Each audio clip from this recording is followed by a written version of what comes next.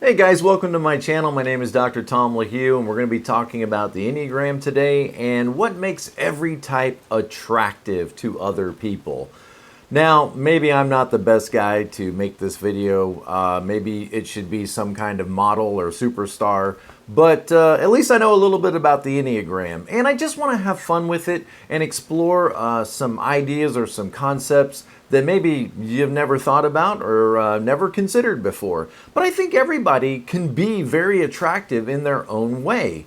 Now, I'm not saying necessarily sexy, although that may be the case, but I just mean there are certain principles in life that make us attractive to other people. Think of it as like people want to be around you. People want to be in your space or like around your energy. And there are certain kind of proven things that tend to make people more attractive than others. And every type has, an advantage in certain areas and maybe some disadvantages in others. So this is just a fun video to use the Enneagram in another way than maybe we've ever really thought about before. So before we jump into this video, just a reminder, in the description below is a link to my website, tomlahue.com. I do offer Enneagram and relationship coaching based on the Enneagram. It's a great tool to help us know more about ourselves, see our blind spots, and when we get stuck in life and we're not sure what to do next, or we've lost our purpose, or maybe our relationships, our significant relationships like our marriage isn't easy anymore and it's getting uncomfortable, the Enneagram can be a great tool to help us see what we might not see otherwise and to see a way forward in life. Check out my website, and also I've got some live Zoom classes coming up on Enneagram coaching, Enneagram relationship coaching, and as always, my on-demand library just continues to expand. So if you're interested in learning more about the Enneagram, check out my website, tomlahue.com. All right, so let's jump into this topic today. And I see this being broken up into two sections. This is probably going to be a long video, but the first section is, what are some general characteristics that we find attractive in other people? Go through that list first, talk about those, and then in the second half of this video, we will move on to each Enneagram type, kind of like the superpower you have specifically, and how people might perceive you based on your Enneagram type, how they might become attracted to you. All right, so I got a list here in front of me, so if you see me looking down, I'm looking at my notes, and let's talk about some general characteristics that people traditionally find to be attractive. Now, I realize everybody's different. Everybody's got their own taste. And probably, no list is going to be exhaustive enough. But I just came up with 10 things that we all tend to find attractive, universally appealing, no matter what culture you're in. Number one on that list is going to be confidence. Confidence. People are attracted to somebody who seems to know what they're doing. Somebody who displays and demonstrates confidence. Not somebody who's always questioning, careful, afraid to make mistakes, hesitant. We all can feel that way inside sometimes. But people tend to be attracted to somebody who demonstrates a certain level of confidence. Displaying self-assurance without arrogance. So confident, yes. Arrogance, no. Is universally appealing. So confidence in your ability, confidence in your plan, in what you're doing, confidence in your appearance, and in your decisions, all of these things draw people to you. Now, when you think about confidence, are there any Enneagram types that come to your mind that may demonstrate confidence a little easier than some others? For example, you might think of 6s sometimes having a problem with feeling confident or feeling assurance. So confidence could be something that 6s have to work on, and maybe self-preservation 1s, the anxious ones, the perfectionist. And so there's plenty of types that are going to struggle with confidence. 5s sometimes could struggle with confidence. That whole line to 8 is about them gaining that confidence to feel like they know enough to be able to take action and move forward. But when I think about the confident types, generally speaking, I'm thinking probably 3s, 7s, 8s, some ones, and some fives if they're very confident about their information. I think those types would maybe have a little bit of advantage in demonstrating confidence to other people. Now, every one of us can work on this. I'm not saying if you're a 9 or you're a 6, for example, or a 4, you can't have confidence. You certainly can. Just notice it may be something that you have to work on a little bit more. All right, number 2, a sense of humor. I got a million of them. Okay, a sense of humor. Now, being able to laugh, being able to have some joy, being able to, be a little bit lighthearted, to see the humorous side of things, that is a very attractive quality. If you ask the average wife or husband, what do you love about your spouse? You're probably going to hear, something like, well, they make me laugh. And it can be difficult sometimes for us to see the positive lining in challenging situations. So a good sense of humor often signifies a positive outlook in life. So when you think about the Enneagram, you might think about what types tend to be more positive. Okay, there we are again with 7s, and probably some 8s, maybe some 9s. 2 sometimes can be very positive. And 5s could have a rather dry sense of humor, but a good sense of humor. All of us, again, could have a good sense of humor, and we ought to work on that. But it's just going to come naturally to some of the Enneagram types. Now, again, let me say, we're just going through a list of universally attractive characteristics about anybody. And then when we get done with this list, when we go through all 10, we're going to then take each Enneagram type and dissect it. So what is it that's attractive about type 1?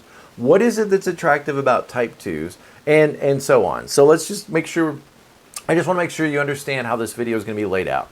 All right, number 3, something else that's universally attractive, a characteristic about others, is the ability to demonstrate empathy. Or you could say sympathy or empathy, feeling what other people are feeling and being diplomatic and careful with people's feelings.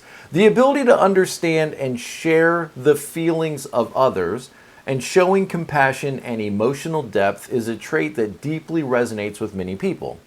I mean, think, what would the opposite be? Like being cold, calloused, sterile, unfeeling? I mean, that doesn't sound very attractive. Somebody that's sympathetic to other people, that takes a minute to pause their schedule to offer aid or help to it or assistance to another person, very attractive quality. And of course, when you think about who on the Enneagram would be very empathetic, I think of type 2s, type 4s perhaps, and maybe some type 9s would tend to be very empathetic people. Now again, not every one of those types, not every person who is a 2 or a 4 or a 9 is going to be an empathetic person. But generally speaking, I could see a lot of 2s, 4s, and 9s being very empathetic toward other people's feelings. It doesn't mean they can't get mad at them. It doesn't mean they can't show themselves or get angry. It's just they might have a natural inclination or a natural advantage in being a person of empathy. So what have we got so far? Confidence. We've got a sense of humor.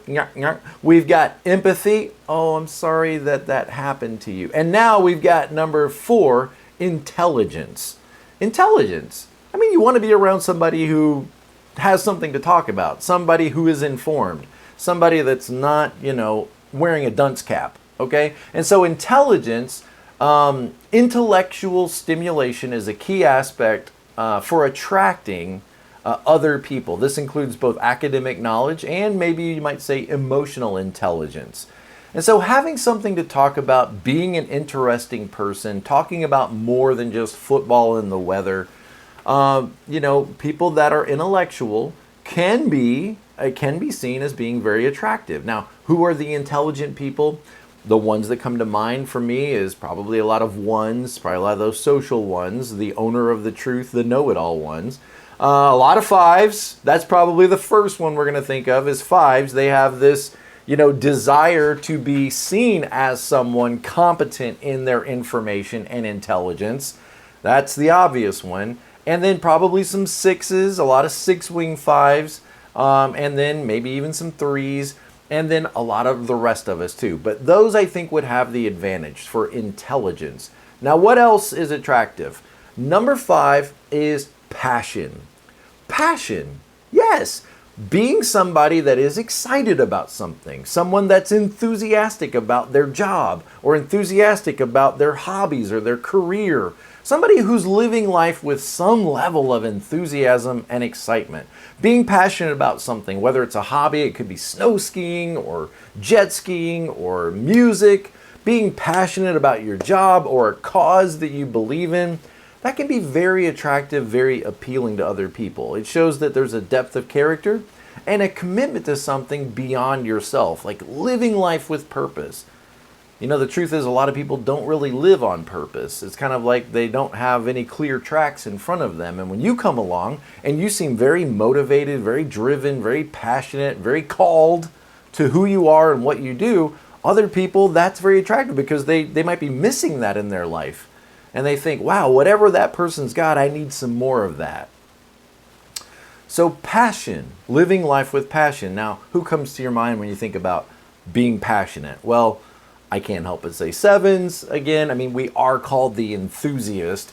And we can get very unpassionate when we're frustrated and, we can't do all the things. We can get very, negative.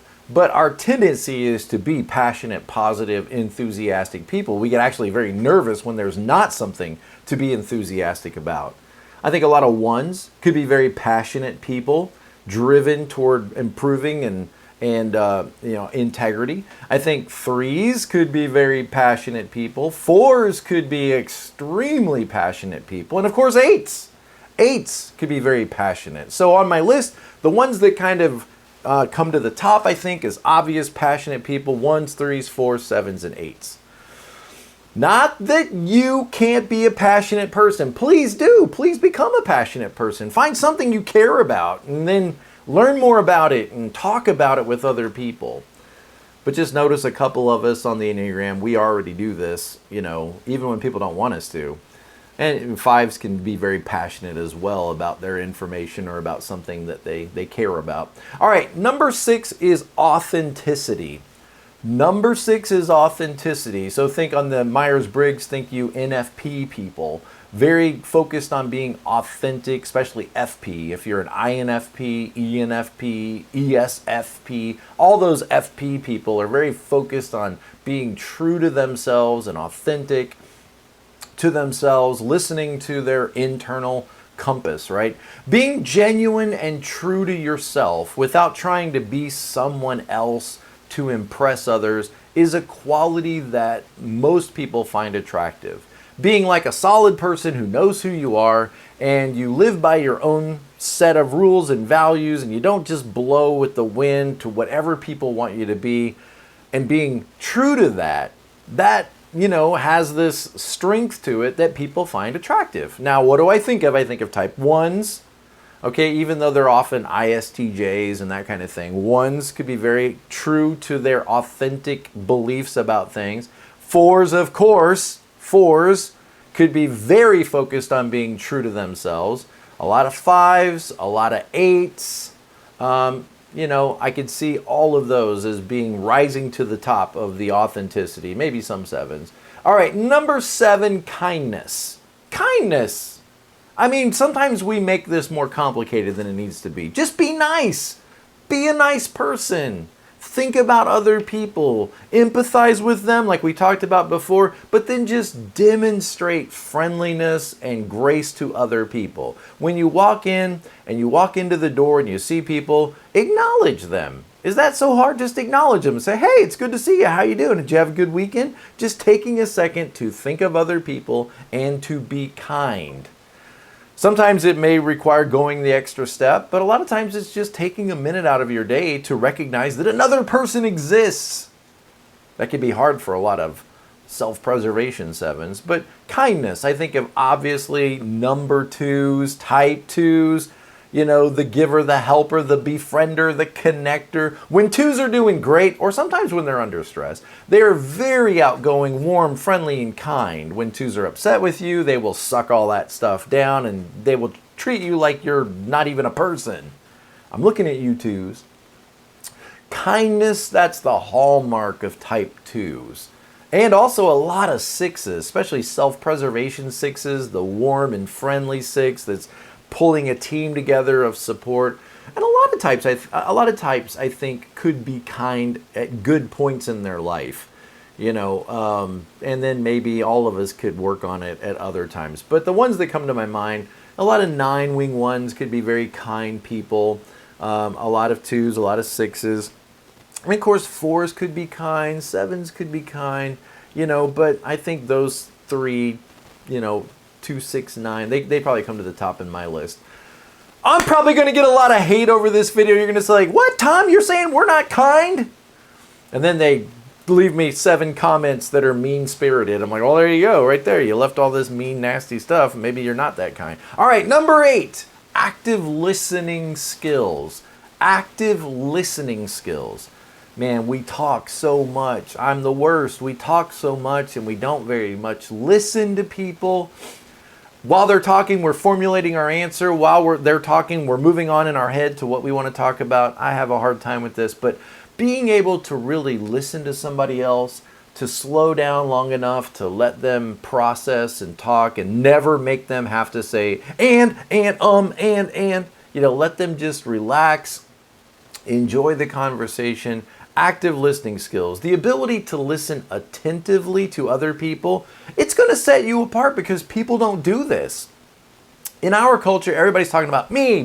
Let me tell you about me. Let me tell you about what I found. Let me tell you about mine. Let me tell you about what I did, my kid, my problems, my marriage, If you will become somebody that shows up to others in a listening way, you are 1 out of 100. People will seek you out. They will gravitate toward you. They may not even know what it is about you, but they just know you're different. The reason you're different is that you don't rush them.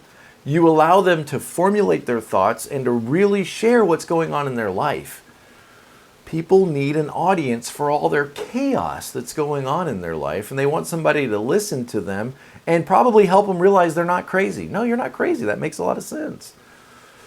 So active listening, other people want to feel heard. Nobody's listening. And so if you show up in this listening energy, you will help people. Just even if you don't give any advice, just listen to what they're saying and then say, wow, I can't even imagine. Wow, that sounds very difficult. What did you do next? How did that make you feel? Well, it sounds like this. Am I understanding that right? What do you want to see different? Asking questions and listening. Listen, I'm telling you guys, people don't show up this way. Now, some people do. Some people do naturally. I would tell you that a lot of 2s probably do this well. I think sometimes healthy 4s, the healers, they could show up this way and really help you process through some of your difficult stuff. I think a lot of 9s, that's probably the one I should mention first, is 9s, especially 9-wing 1s. They're just wired like therapists. It's like how you're wired. Other people's problems are important. Other people's lives are important. Other people's stuff is important. I need to try to understand that. And one of the things that's strange about 9s is the person that probably needs the most an advisor in their life shows up in the world as an advisor to everyone else. It's crazy. In fact, one of the names of a 9 is the advisor.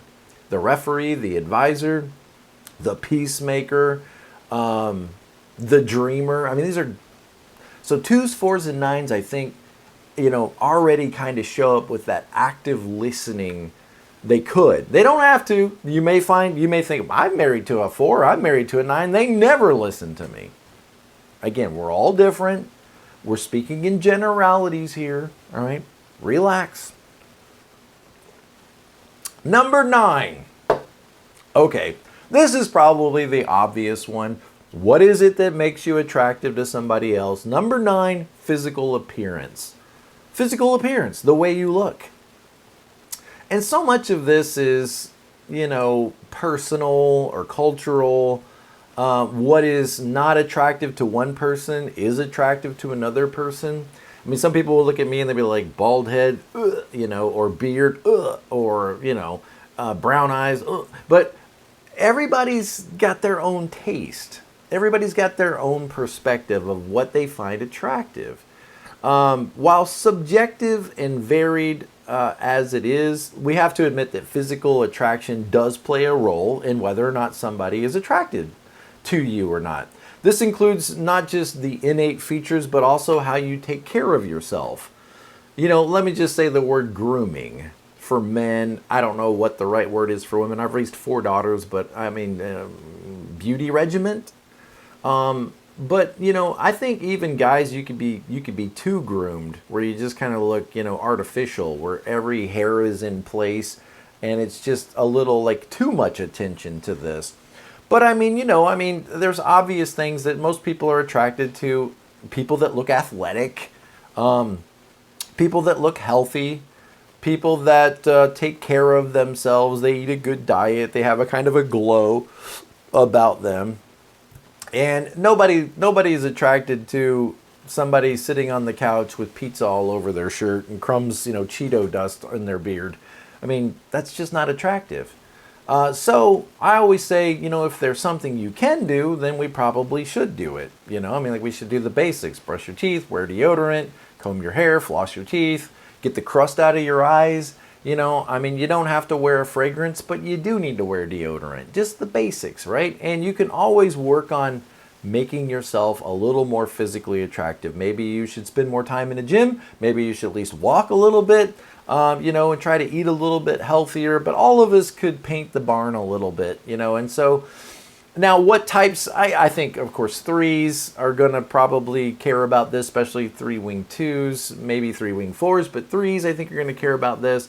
And the rest, I don't really know. I think this one's a little bit of a wild card. I think at different times in our life, maybe if you're single or if you're in your teenage years, this might be a much stronger priority. It was for me. When I was a teenager, I was very focused on how I looked and I cared about it. But, as I've gotten older and married for 30 years, you start to not care so much about these things. But anyway, I think this one's kind of a wild card. I think you could probably find people in all types that are very focused on how they look. I've known some ones that are very focused on being, the ideal person, the Superman. And I've known a lot of ones that aren't.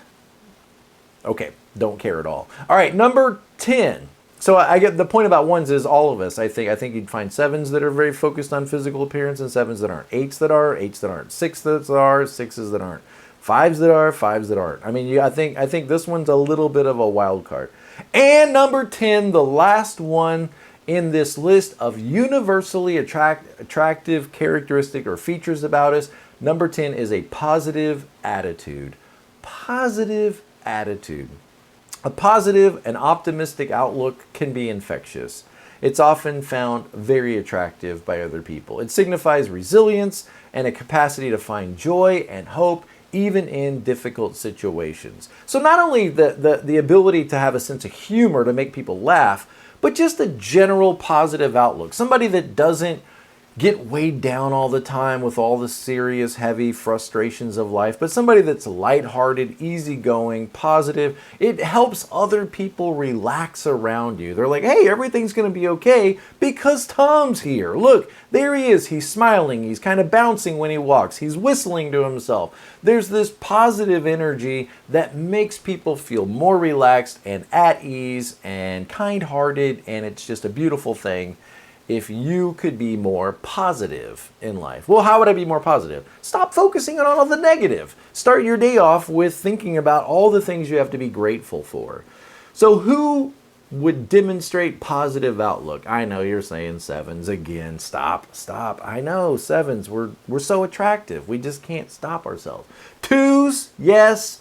Good, healthy 2s could be very positive. 3s, yeah, especially 3-wing 2s. I mean, these are the salespeople on the Enneagram. 7s and 3s. 9s, yes, positive outlook 9s, especially 9-wing 1s can be very positive. But again, all of us can be positive. So what were the 10 things? Let's just review. 10 characteristics that are universally attractive to most people. Universally to most people. Confidence, number 1. A sense of humor, number 2. Empathy, number 3. 4. Intelligence. 5. Passion, living with passion. 6. Authenticity. 7. Kindness. 8. Active listening skills. 9. Physical appearance. And 10. Positive attitude. All right, now, this is the second half of the video. In this video, what we're going to do is we're going to go through each type and we're going to talk about what is it about this type that might be attractive to other people. Are there some inherent qualities about type 1s, for example, or type 2s that might come across as seductive or attractive or, dare I say, sexy for each of the Enneagram types? So again, this is meant to have a little bit of fun. Take me serious, but not too serious. And let's just kind of explore maybe some archetypes. Maybe that's a good word. Some archetypes of each type, kind that you see over and over in films that, you know, portray a person as attractive or as, what's the lady my girls like to watch? Attractive? I can't remember her name. It'll come to me in a minute. Oh, Miranda. Miranda sings. What is it that makes each type attractive? Okay, well, type 1s, let's start with them and we'll go 1, 2, 3, all the way to 9. Type 1s, you say, well, type 1s can't be attractive. They're far too judgmental and harsh and angry to be attractive. Oh, no, no, no, no. The perfectionist, the reformer, what's the other word? Perfectionist, reformer, and owner of the truth definitely can be attractive. The noble crusader. Okay, now their integrity and their principled nature have a dignified allure about them. Integrity and reliability. Ones attract others through their strong sense of right and wrong and their dedication to improving the world around them.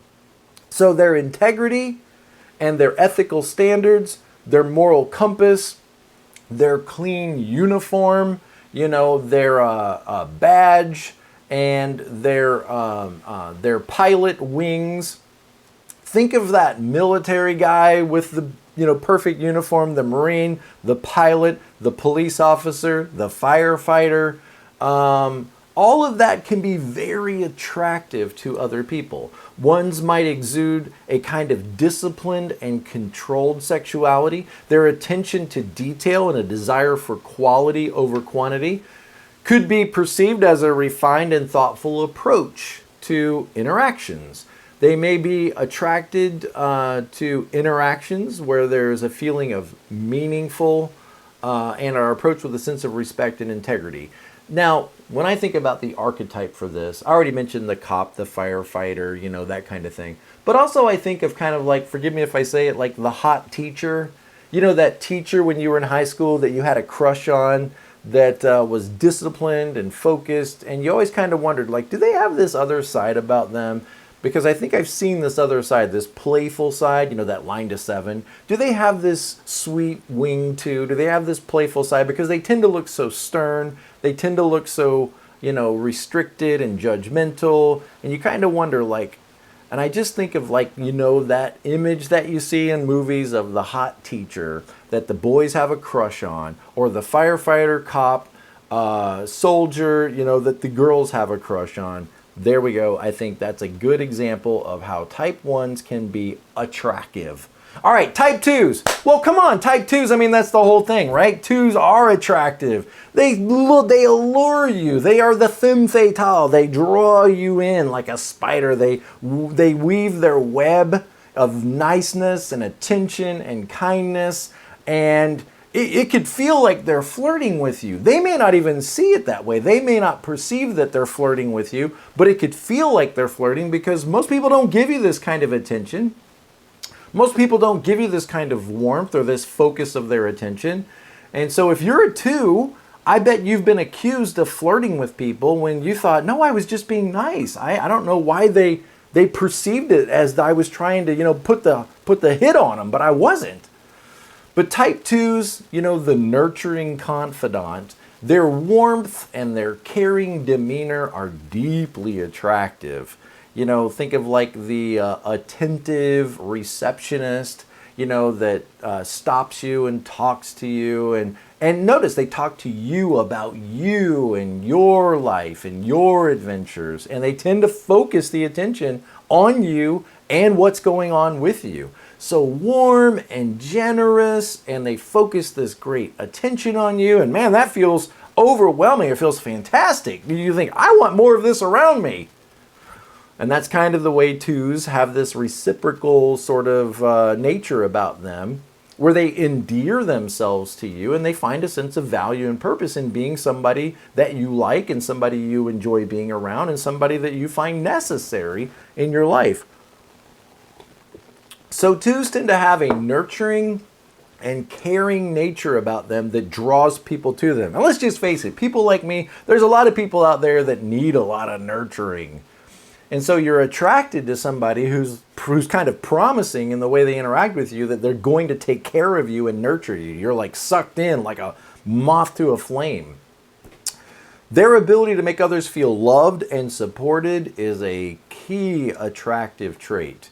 Twos often exude a nurturing and attentive sexuality about them. They're likely to be focused on their partner's needs and desires. And let's face it, who doesn't want that? Seeking to please and create a deeply intimate connection, their warmth and emotional availability can be very appealing. Okay, so what is the archetype or the stereotype for the attractive two? Well, I think probably the first thing that comes to mind is, like think of the nurse. You'll see that over and over again in shows. What I was thinking about is like if you were to go to a Halloween store and you're going to buy all these, ridiculous costumes, what are the stupid costumes that you're going to see over and over again? You're going to see like the zombie cheerleader and the pirate, but there's this whole line of kind of costumes that are made for women and like the nurse, right? Or the maid, the French maid. This is the kind of archetype that comes to mind, sort of like Stacy's mom. You know the song Stacy's Mom's Got It Going On? That's the two. Like, let me take care of you, let me nurture you, wink, wink, wink, nod, nod, nod. Okay, Tom, you're getting creepy. I can hear my daughter say, Dad, you're so cringy. Cringy. Okay, well, hey, I don't know what's worse, me talking about this stuff or you watching it. All right, type threes. How are type threes attractive? Well, who doesn't want to be next to the superstar? Who doesn't want to be next to the athlete, that is strong and capable and pushing the limits and testing themselves? This is very attractive. Their confidence and their success draw others to them. Remember, confidence is very important in attractive people, and charisma. And threes can exude this confidence and charisma and success, which can be highly compelling and attractive to other people. Their ambition and their drive, coupled with their charisma, often make them stand out in any crowd. And isn't that kind of the whole thing when you're in the worth and value group, threes? They stand out, they stand apart. I'm not like other people, I'm exceptional. Okay, and that's going to make people attracted to you. They may be drawn to interactions and experiences that boost their self-esteem and their sense of desirability. Their charm, the three-wing two is called the charmer. Come on. That literally means attractive, charming people. Focusing on what people want and then becoming the best versions of that to charm and allure people. It's literally in the name. And the tendency to focus on their appearance and how they're being perceived by other people and always regulating how they're being perceived by other people. They are hardwired to be attractive people or to know how to attract people. It may not be their value. They may be more focused on success in other ways, but certainly threes are wired to know and to focus on how to make themselves more attractive, whether that's a candidate or whether that's a date. A candidate for an office, for example, or a hire for a company, or whether that's to attract the opposite sex. So, the millionaire executive, that comes to mind. You see that example over and over again in movies. The 50-year-old gray hair on the sides with the beautiful suit, holding a bottle of scotch and a cigar and just kind of, a millionaire. The James Bond type, or the guy with the Corvette, or the guy on the yacht, with the flipped up collar and the hairy chest and the gold medallion, the athlete, the cheerleader, okay? Just think about the mean girls, the cheerleaders, okay? That is type 3 kind of stuff. Very attractive. The athlete, the jock, the football player. Very attractive, right? Okay, so let's look at type 4s. 4s, are you attractive? Sure you are. The individualist, the romantic. Hey, there you go, romantic. It's right there, right in front of you this whole time. The depth and authenticity of the 4 has a unique, intriguing appeal. Again, you stand out. Maybe not in the same way a 2 does, or maybe not in the same way a 3 does, but you do stand out as somebody who's interesting. That's different. I want to get closer to this person. What is it that makes them tick? They don't seem to care what other people think so much. They seem to like stuff that others I've never heard of. What are they into? Why do they look that way? Why do they dress that way? 4s attract others with their authenticity and their emotional depth. Their unique perspective and creativity can be intriguing and appealing, drawing others into their distinctiveness. 4s often exude a deep, intense, and somewhat enigmatic sexuality. They're likely to value emotional depth and authenticity in their interactions with other people, and might be drawn to unconventional or highly personalized expressions of their intimacy and closeness with another person. So what comes to mind when I think about the archetype or the trope or whatever you want to call this for each of these types, and specifically for the 4? Well, the mysterious one, that loner, that mysterious girl, that mysterious guy that kind of, looms on the sides of the group. I think about, like, for example, the cat woman. Now, not the cat lady. Not the cat lady. That's probably a 6 or a 9. I'm not talking about the cat lady. The lady with all the cats, and the house smells like cats. No, cat woman. The Maleficent, the cat woman. You think about Batman and Catwoman, she's probably a 4. Or, I've never seen this movie, so I can't, I'm not speaking from experience here, but the whole 50 Shades kind of genre, that's very 4-like kind of stuff. And that is attractive. That mysterious, alluring, sensual, unique, different, on the outskirts. It's very attractive to a lot of people. All right, type 5s. 5s? You 5s are saying, I don't even think about this. I don't even care about it. Sexual 5s. Sexual 5s, maybe, but okay. 5s, the investigator, the enigmatic intellectual. Their intelligence can have a sort of mysterious nature about it. Just the fact that they don't care necessarily about the social norms. There's a certain confidence in that's alluring, like this person marches to the beat of their own drum, which is often very true of 5s. Insightfulness and intelligence. 5s have a deep well of knowledge and curiosity that can be very attractive. As they get excited about their interests and share those interests, that can be very attractive.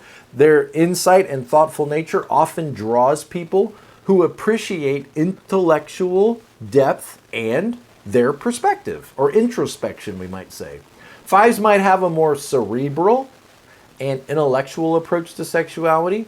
This could be curious explorers. They could be curious explorers of intimacy and relationships and experiences, but also may need some space and time to feel more comfortable with all of the close personal interaction. Somebody told me a long time ago that being a 5 in a relationship, when a 5 decides to have a relationship with you, they are deciding that you are so special and wonderful that you are worth the trouble that being in a relationship will cause them. Because being in a relationship opens you up, and 5s tend to be kind of guarded. And that whole guarded thing can be attractive. I mean, think of like Ron Swanson on Parks and Recreation, the mustache, the whiskey, the cigar, and just that sense of not caring what other people think, like an 8, similar to that. That nobility, or that, could be attractive to a lot of people. Not that I'm saying Ron Swanson is attractive. Don't get me wrong, whatever. Okay. But, that whole professor vibe that fives sometimes have. A lot of students are attracted to their professors. I mean, look at the whole Indiana Jones. I don't think Indiana Jones is a 5, but when he's in that professor mode, what does he have? Those girls up on the front row, with their eyes, they've got written "love you" on their eyes. They're fawning over and swooning over their professor. I think that's kind of the archetype or the trope attractiveness of 5s. Or, the whole nerd and geek thing. Like the whole Revenge of the Nerds thing. I'm not saying all 5s are nerds. I'm not saying that. Relax. But I'm just saying a lot of people are kind of attracted to that awkward, person that doesn't follow social norms so exclusively and restrictively. So you might say like the librarian. Kind of like the hot teacher of one, the hot librarian. Okay. All right. I know. I'm doing the best I can here. All right. Type 6s. The loyalist. The reliable companion. Their loyalty and genuine nature are reassuringly attractive.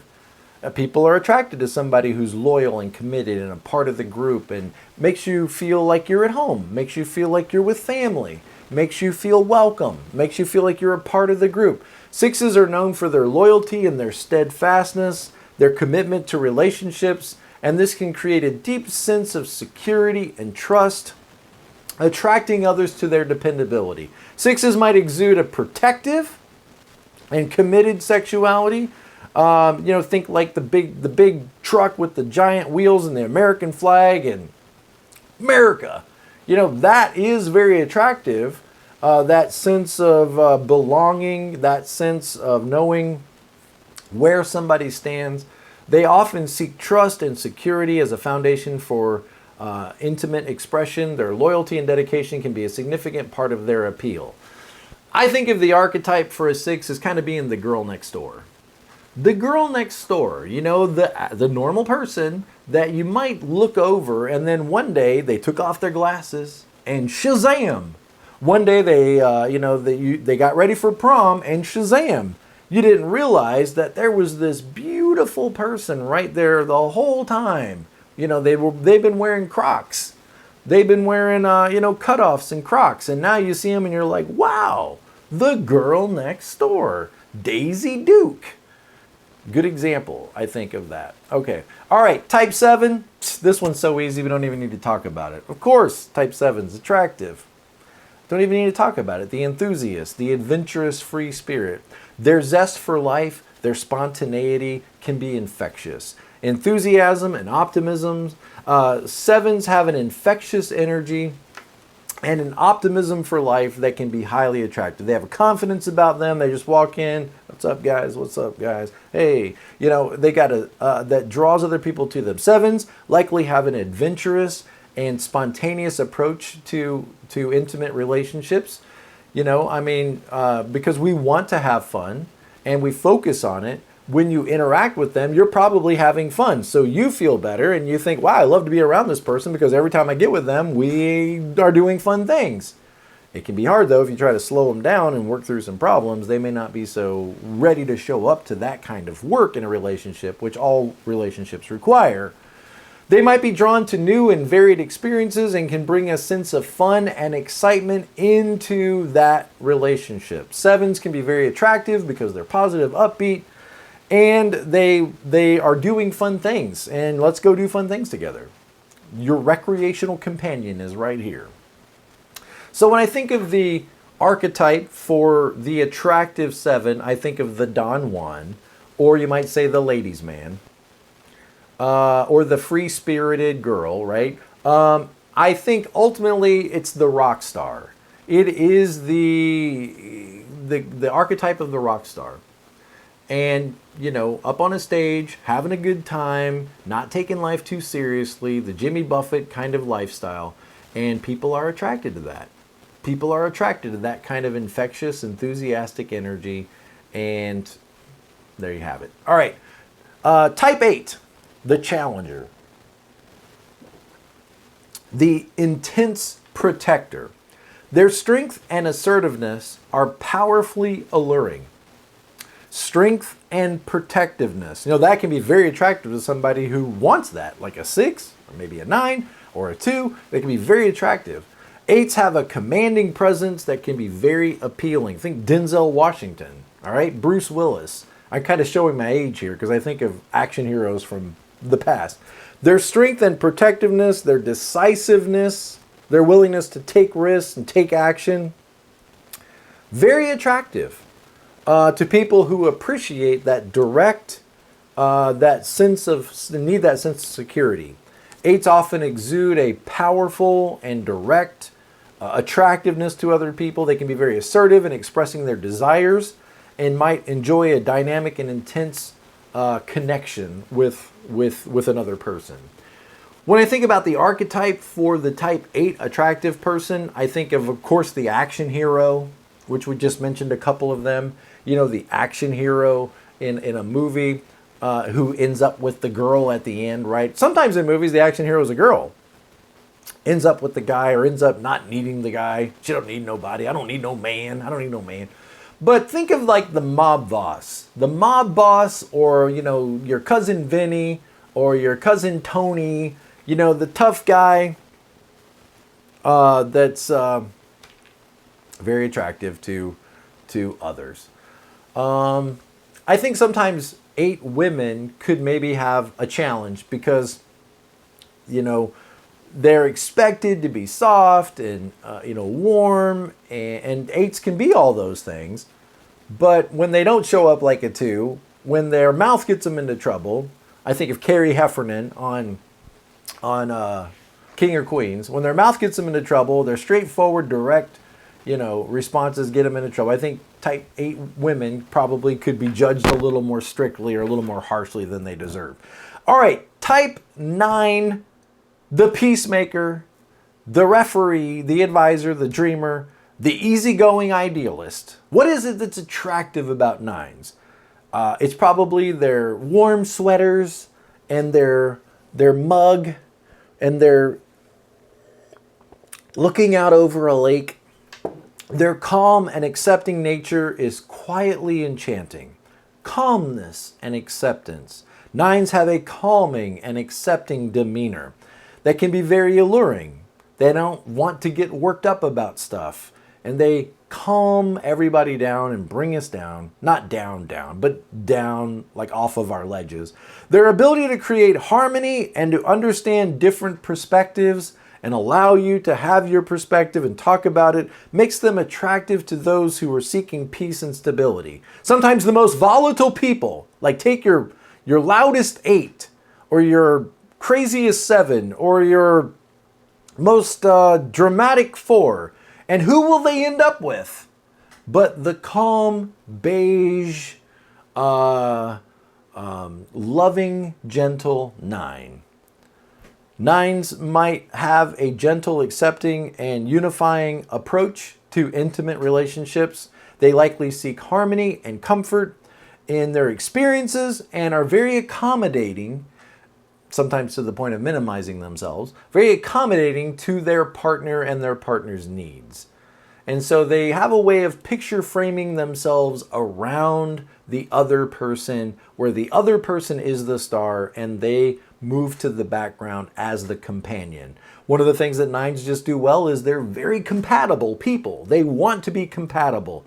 And that can be very alluring to somebody who hasn't found a lot of compatible people out there in the dating world. When I think of the archetype, the attractive archetype of a 9, I think of the Hallmark guy. Have you guys ever watched any Hallmark movies? You know, it's Christmas time right now and all the Hallmark movies, right? And what's the basic storyline of every Hallmark movie is the girl from the city who's dating a 3, leaves the business or the city behind to go back to her hometown. And she's very worried. He's not attentive. They're getting married, but he doesn't seem to care about all the details. And then she bumps into an old friend, who delivers pumpkins in his flannel shirt and his old pickup truck. And guess what? Big surprise. He's a 9. He's a 9. She's a 2. The boyfriend back home in the city's a 3.